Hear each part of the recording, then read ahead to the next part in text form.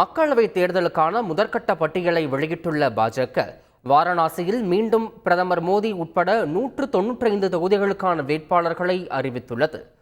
உத்தரப்பிரதேசம், உத்தரகாண்ட், ராஜஸ்தான், மத்திய பிரதேசம், குஜராத், கேரளா, தெலங்கானா, கோவா, அசாம், மேற்கு வங்கம், ஜார்க்கண்ட், டெல்லி, சத்தீஸ்கர், அருணாச்சல பிரதேசம் உள்ளிட்ட 16 மாநிலங்களில் 195 தொகுதிகளுக்கான வேட்பாளர் பட்டியலை பாஜக வெளியிட்டுள்ளது. இதில் 34 மத்திய அமைச்சர்களுக்கும் 28 பெண் வேட்பாளர்களும் வாய்ப்பு வழங்கப்பட்டுள்ளது. 50 வயதிற்குட்பட்ட வேட்பாளர்கள் 47 பேர் என்றும் தெரிவிக்கப்பட்டுள்ளது. வேட்பாளர் பட்டியலில் 27 பேர் பட்டியல் இனத்தையும், 18 பேர் பழங்குடி இனத்தையும், 57 பேர் இதர பிற்படுத்தப்பட்ட சமூகத்தையும் சேர்ந்தவர்கள் என்று தெரிவிக்கப்பட்டுள்ளது. பிரதமர் மோடி கடந்த முறை போட்டியிட்டு வென்ற வாரணாசி தொகுதியில் மீண்டும் போட்டியிடுகிறார். மத்திய உள்துறை அமைச்சர் அமித்ஷா குஜராத் மாநிலம் காந்தி நகரில் போட்டியிடுகிறார். பாதுகாப்புத்துறை அமைச்சர் ராஜ்நாத் சிங் உத்தரப்பிரதேச மாநிலம் லக்னோவிலும், அமேதியில் மத்திய அமைச்சர் ஸ்மிருதி இரானியும் மீண்டும் போட்டியிடுகின்றனர். மத்திய பிரதேச மாநிலம் முன்னாள் முதல்வரான சிவராஜ் சிங் சௌஹான் மத்திய பிரதேச மாநிலத்தில் உள்ள விதிஷா தொகுதியிலும், முன்னாள் வெளியுறவுத்துறை அமைச்சர் சுஷ்மா ஸ்வராஜின் மகள் பன்சூரி ஸ்வராஜ் டெல்லியிலும், வடகிழக்கு டெல்லியில் பாஜக எம்பியும் போஜ்புரி நடிகருமான மனோஜ் திவாரிக்கும் வாய்ப்பு வழங்கப்பட்டுள்ளது.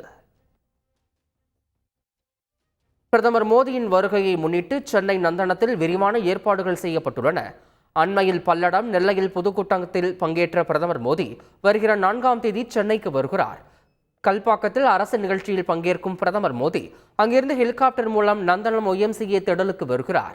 இந்நிலையில் பொதுக்கூட்ட ஏற்பாடுகளை பார்வையிட்ட பாஜக மாநில பொதுச் செயலாளர் கருநாகராஜன் பொதுக்கூட்டத்தில் கூட்டணி கட்சி தலைவர்கள் பங்கேற்பார்கள் எனவும் தெரிவித்தார். சென்னை கூட்டத்திலும் மிக எழுச்சியான வகையிலே கட்சி நிர்வாகிகள், தொண்டர்கள் பங்கேற்கிறார்கள். பாரத பிரதமருடைய வருகையை ரொம்ப உற்சாகமாக எதிர்நோக்கி காத்திருக்கிறோம். இங்கேயும் கூட்டணி கட்சி தலைவர்கள் நிச்சயமாக இருப்பாங்க. அவங்களுக்கும் இங்கே பேசுகிற வாய்ப்பும் நிச்சயமாக மாநில தலைவர் ஏற்பாடு செய்திருக்கிறார்கள். பன்னீர்செல்வத்துக்கு அழைப்பு இருக்குமா? அவர் பங்கேற்பாரா? மேடை ஏறுவாரா?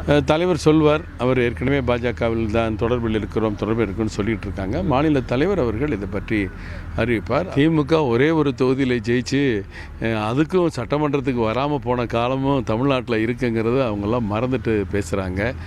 ஒரு தொகுதி, 9 தொகுதி, 39 தொகுதி என்பதெல்லாம் கட்சி கையில் இல்லை, மக்கள் கையில் இருக்குது.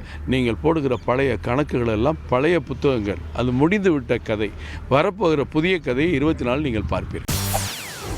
செய்திகளை உடனுக்குடன் தெரிந்து கொள்ள உடனே சப்ஸ்கிரைப் பண்ணுங்க.